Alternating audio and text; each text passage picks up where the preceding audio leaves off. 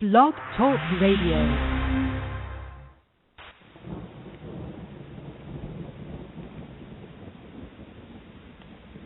Hello, everybody.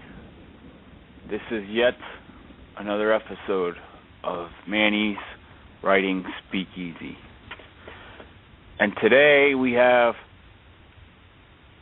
a special, not impromptu episode, but a little sneak peek in what next week will bring. And I wanted to do this because I've been really starting to hone in on my prose and storytelling skills lately. I'm not as good as I would like to be, of course, but you know what they say, writers are their own worst critic. Well, artists of any kind, really. But anyway, today I want to give you a little sneak peek for what next Wednesday's storytelling episode will be like. And I have a special piece today that kind of ties in. If you're living in the Reading area, you know it's a rainy, dreary day, so this kind of ties into it. But anyway,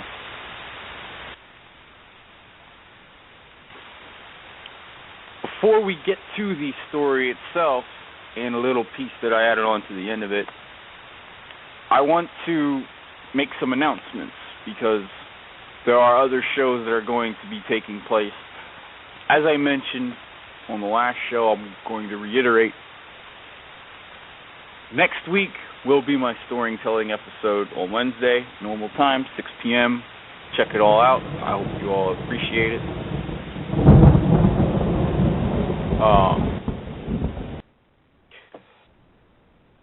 Then either next Friday or Saturday, I will have the intro piece to my political episode. We're doing a second one. I can't wait because I love talking about politics because I loathe almost all politicians. I can't wait. That'll be either the 4th or the 5th next week. And then April 9th will be my full-length politics episode. After that, I'm not sure where we're going to go from here, but I'll definitely let you all know in how everything's going to pan out and where we're going to go from here. Anyway, let's get into the piece now. This piece is called Iceland.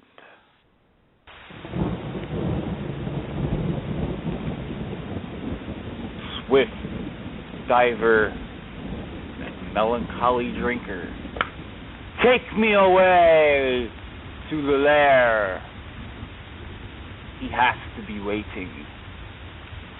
Boats slowly rotting and warped hurry their way to the inlet where Sebastian lies. The inlet of Sebastian, they called it. At least a couple of the sailors did. We wandered crowded on one of the ships. Tommy, get your cameras out. We're almost at shore. I yelled at my friend to go. Okay, goddamn guy, don't cop that attitude. We had loads of fun drowning in the suspense. While most were salivating at the prospect of the jagged landscape, we were without a care for those mountains. Steep hills of gushing green, capped with topped-off white representing the hard atmosphere awaiting. Above the tree line, granted a skier's paradise and a driver's disgust. We were looking, though, for a chunk of the earth shaped peculiar to everything else. As the sailors mentioned the house on the curved hill, even some of the whales leapt from the pearly blue ocean to express their notice. Tommy and I jumped off the old boat onto the shore, glancing at the direction in our lee.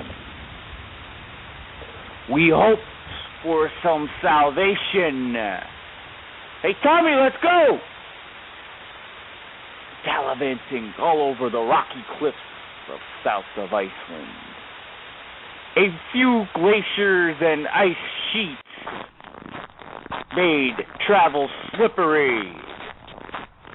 Oh, Sebastian, here we go. We're coming for you.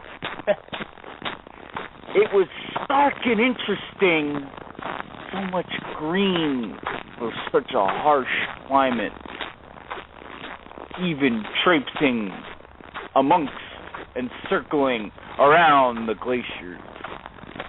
I mean, even now in the midsummer, the icy rain spits in your face. Pain tingles chink muscles to near placidity.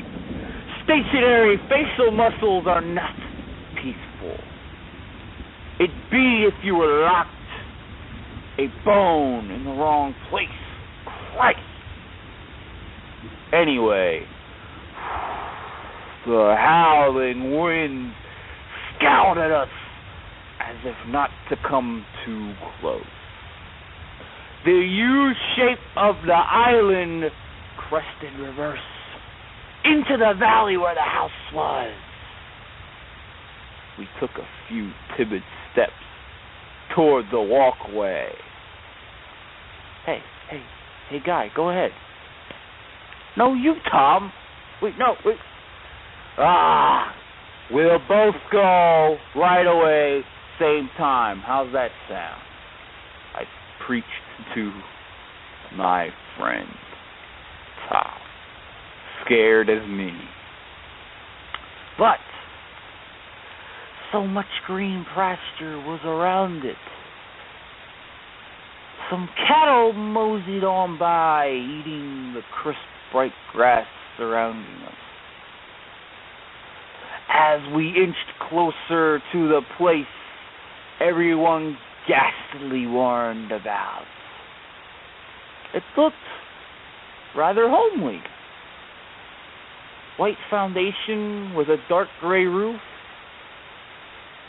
It almost looked like a small cottage on a hill in a nice rural neighborhood. There were some livestock keeping the cattle company. Both just glanced at us and went about their normal business.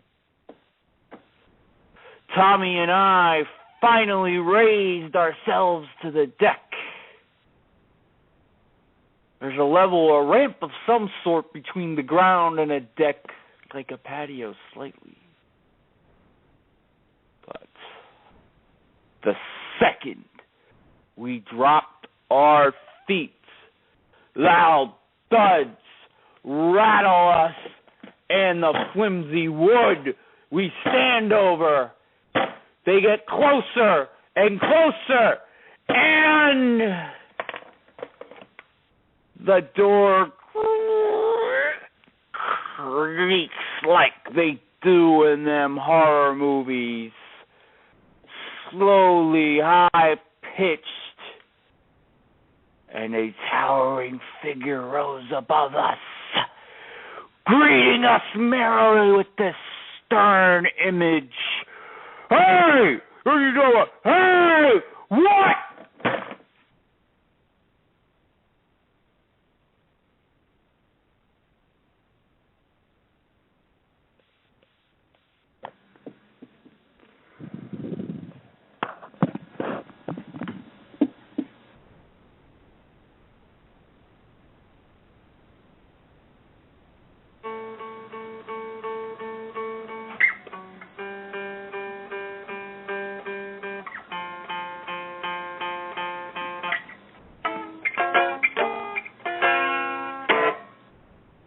winding fields of green show their colors when adversity rears its ugly head. Do you see expansive green when the icy chill of winter arrives? The only difference between grass and humans is we humans have a choice whether to turn brown or not when our figurative winter arrives. Do we turn to monsters? Or do we adapt, become like ants, build for the cold? I ask that to you all as you stare at me, not knowing what you're even staring at.